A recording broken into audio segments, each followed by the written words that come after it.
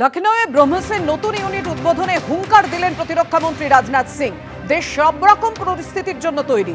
শত্রুদের কাছে অভিশাপ এই ক্ষেপণাস্ত্র, শত্রুপক্ষকে ভারী আঘাতে সক্ষম এই ব্রহ্মস।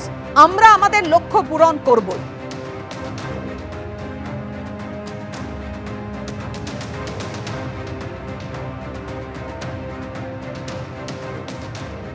आज नेशनल टेक्नोलॉजी डे है। आज हमारे आसपास जैसी परिस्थितियां हैं उसे देखते हुए ये बेहद जरूरी हो जाता है कि हम अपने लक्ष्यों को ऐसे ही समयबद्ध तरीके से पूरा करते रहें। यदि इतने कम समय में ब्रह्मोस की इंटीग्रेशन एंड टेस्टिंग फैसिलिटी की स्थापना हो सकी तो इसके पीछे योगी जी का बहुत बड़ा योगदान है। मैं आपकी मेहनत और लगन को नमन करता हूं कि ब्रह्मोस दुनिया के सबसे तेज सुपरसोनिक क्रूज मिसाइल्स में से एक है। ब्रह्मोस सिर्फ एक हथियार नहीं है बल्कि यह अपने आप में एक मैसेज है। मैसेज हमारी आर्म्ड फोर्सेस के स्ट्रेंथ का है। मैसेज दुश्मन के प्रति हमारी डेटरेंस का है, प्रतिरोधक क्षमता का है। मैसेज हमारी बॉर्डर्स की सेफ गार्डिंग के हमारी प्रतिबद्धता का है।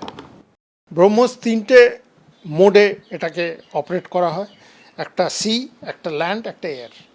তো ব্রহ্মোস এখানে ইউজ হয়েছে, এমনকি মানে খুব প্রেসিশন গাইডেড মিউনিশন, যেটা ভারত আর রাশিয়া একসাথে মিলে জয়েন্টলি এটাকে ডিজাইন করেছে। 450 কিলোমিটার অবধি এটা খুব নিখুঁতভাবে গিয়ে মানে এনিমি টেরিটরিতে গিয়ে একটা মানে একটা এমন একটা মানে ডিস্ট্রাকশন এনে দেয় যেটা মানে কল্পনা করা যেতে পারে না।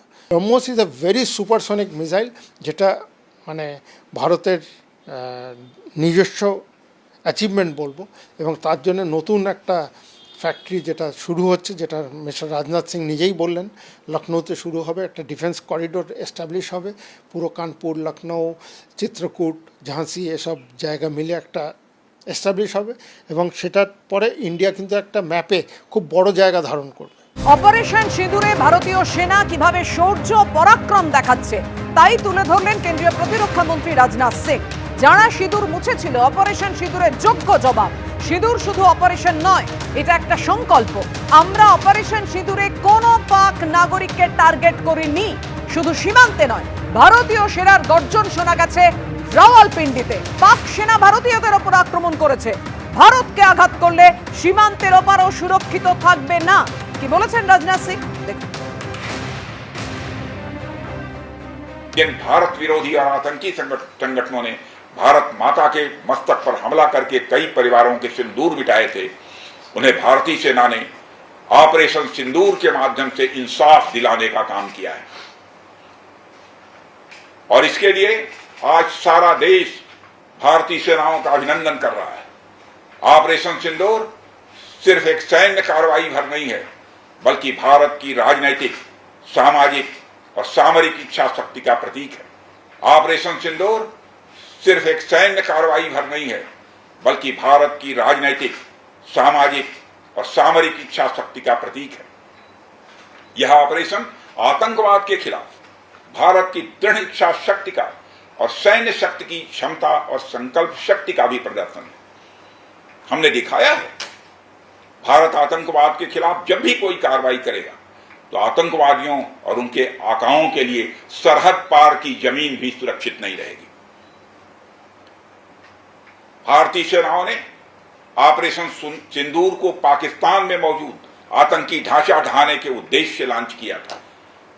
हमने उनके आम नागरिकों को कभी निशाना नहीं बनाया था, मगर पाकिस्तान ने न केवल भारत के नागरिक इलाकों को निशाना बनाया, बल्कि मंदिर, गुरुद्वारा, गिरजाघर पर भी हमले करने का प्रयास किया।